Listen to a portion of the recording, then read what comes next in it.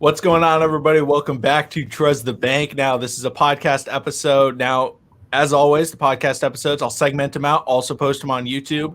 If you're watching this on YouTube and the other videos aren't out, only one segment's out, go check out the podcast. You can listen to the full thing if you're just trying to get all that content early. But starting off with the first segment, I kind of broke this news on the YouTube channel a little bit earlier. So if you want to see that, the breaking news video, you can go watch it, but we'll talk about it here. So maybe just watch both. But the Ravens have been talking a lot with Amon-Ra St Brown, according to my source, or sources, however you want to go about it. Amon-Ra St Brown, 6'1", 195-pound wide receiver out of USC.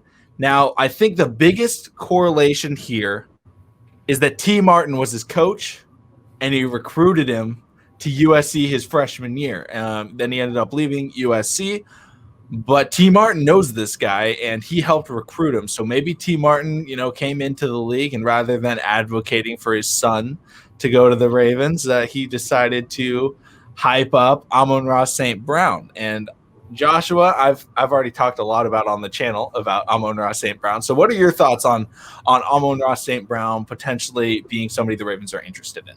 Well, like you said, 6'1", 195, went to USC, straight from Anaheim Hills. Let's look at his career stats. 178 receptions, 2,270 yards, average about 12.8 yards. That's first down material. And topped it off with 16 touchdowns, and his longest catch was 95 yards. I mean, hey, that's a second. He's actually projected a second-round pick. And Terrence Marshall Jr., who is my coveted pick, being at 6'4", it wouldn't be a bad steal because honestly, we don't have that many picks. I mean, we have our first, second. Traded our third to Minnesota for Yannick. Of course, we know that. We have our fourth, fifth, and sixth. At this point, if he's available at 27, I feel like Eric DeCosta has to strike while the iron is hot. This is the year we had to address the offense. The past 2 years, what have we been doing as far as draft? Addressing the defense.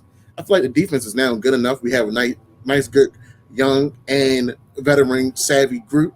That's agile, mobile, and hostile. Now we had to transition in over to our offensive side of the ball, and we had to put a little bit more finesse with our pound and ground game. And you talking about a young man, 6'1", good hands, know how to catch the deep ball, know how to go in the middle of the field, and he can play on the outside. So yeah, I actually like that pick because I was looking at Simi Fehoko. Oh my gosh. Oh my goodness. I'm sorry. You brought up Simi Fehoko. I am like the biggest Simi Fehoko fan. Coming out of Stanford, he will be a steal in the fourth round. 6'4". No, he does not have that many yards, but damn it, I don't mind putting him out there. I don't know if Simi has declared for the draft yet. He might. He did declare? Oh my God. Because I'm a huge Simi Fehoko. I'm a Stanford football fan. Simi Fehoko would be I love that you brought that up. That's amazing. He's liked my tweets before. I've tweeted about him. He's liked my tweets. Love Simi Fehoko. But yeah, you bring up he's a potential second round pick. And I think the best thing, because yes, Terrence Marshall, great pick. I mean, we'll talk a lot about pretty much every single wide receiver the Ravens could potentially be getting, as the draft comes closer. But looking at what the Ravens want and who's possibly available, I think Amon-Ra St. Brown will definitely be available where the Ravens are picking. Could potentially be available in the second round. So you look at what the Ravens could do. They got Orlando Brown, and if they're sitting there and somebody's taken, let's say they've already taken Terrence Marshall, that he's off the board, and they're like, hey, Jacksonville, we've got Orlando, and we've got our first round pick. Why don't you give us your second round pick? So they trade very early second. They could still take Amon-Ra St. Brown, but maybe they could get, the best case scenario. I saw this trade. We can talk about it a little bit, but it was like the Ravens basically got Josh Allen, the edge rusher who was a top 10 pick. Okay. I think he could be a great addition. And if you trade Orlando Brown and a first round pick for Josh Allen in a second, I would love that, because then that second you could use that, take Amon-Ra, and I think it would be very good. I think he fits what the Ravens want to do. He's the other thing. He's not afraid to get down and dirty. He can block. There's a highlight of him, pancaking somebody and dragging them and pushing them. Like, the Ravens run the ball, the receivers got to block. And Hollywood, I like Hollywood, big fan of Hollywood. Mm-hmm. He can't block. I mean, he's 5'9", like 160 pounds. The dude cannot block.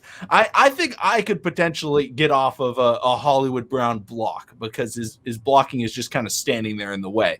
In order for Marquise to be, I had to call him Marquise at this point right now. In order for him to be a blocker in our scheme, he has to pull a Hines Ward every game. And what I mean by a Hines Ward, he has to live for the crackback.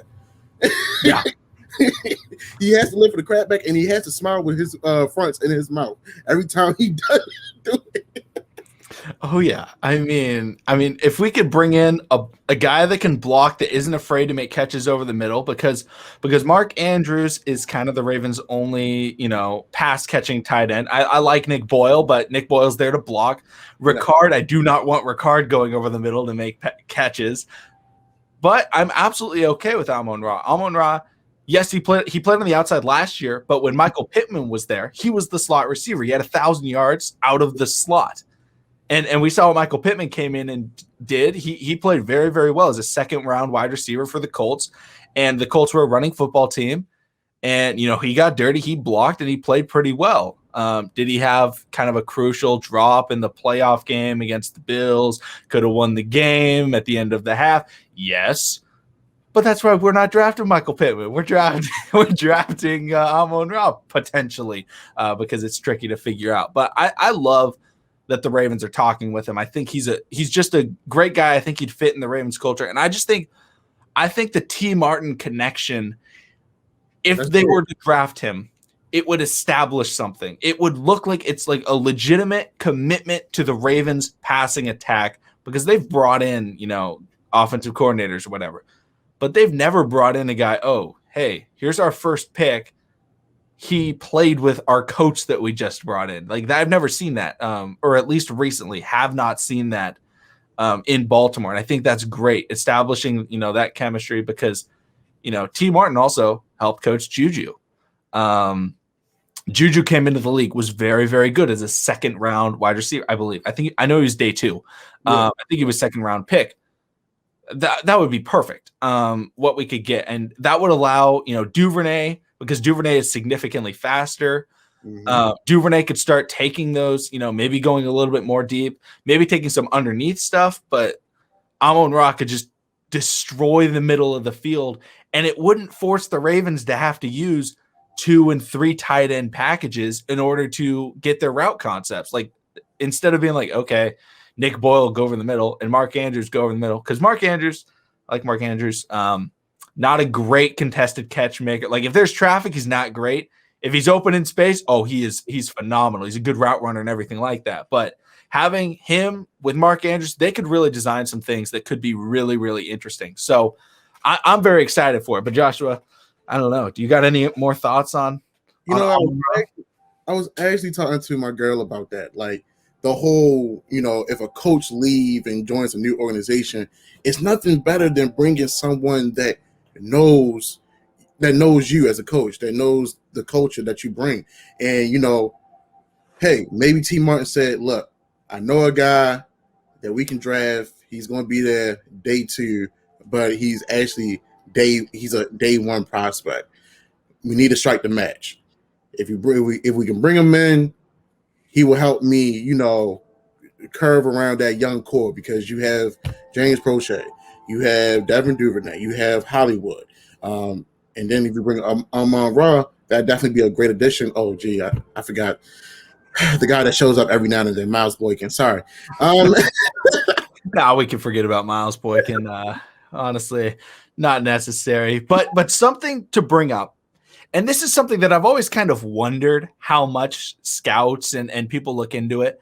Yeah. But when you have siblings in the league, like, does that play a factor? His brother, Amon-Ra St Brown, plays for the Packers. Mm-hmm. known for dropping the ball.